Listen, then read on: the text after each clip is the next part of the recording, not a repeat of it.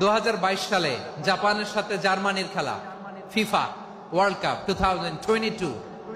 এক পক্ষে জাপান, আরেক পক্ষে কোন দেশ? কথা শুনে নাই। এক পক্ষে কোন দেশ, আরেক পক্ষে সবাই। এক পক্ষে, আরেক পক্ষে। ওই খেলায় জিতেছিল জাপান, জিতেছিল 22 সালের এই ফিফা ওয়ার্ল্ড কাপে। জাপান ফুটবল খেলায় জিতে as a part of their celebration তারা খেলার পরে পুরো স্টেডিয়ামটারে ক্লিন করে, the fan base of Japan. Lakh lakh মানুষ খেলা দেখতে যায়, তো এত ডাস্টবিনও তো নাই।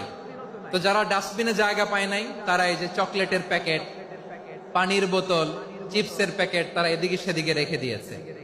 জাপানের ভক্তরা, জাপানের ফলোয়াররা as a part of their celebration তারা খেলার পরে পুরো স্টেডিয়ামের সব ময়লা আবর্জনা ক্লিন করে তারপরে বিদায় নিয়েছে।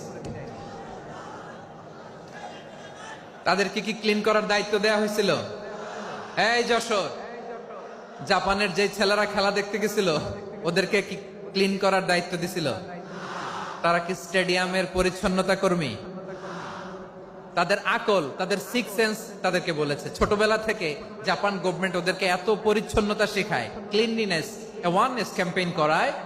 ক্লাসে আমি দেখেছি, ক্লাসে নিজের বেঞ্চ নিজে মুছে, ক্লাসের মাঝখানে একটা সময় দেয়, নিজের টেবিল নিজে মুছে, নিজের ক্লাসরুমটা নিজে পরিষ্কার করে। রাস্তাঘাটে একটা ধুলা নাই, ময়লা নাই, একটা টিস্যু নাই।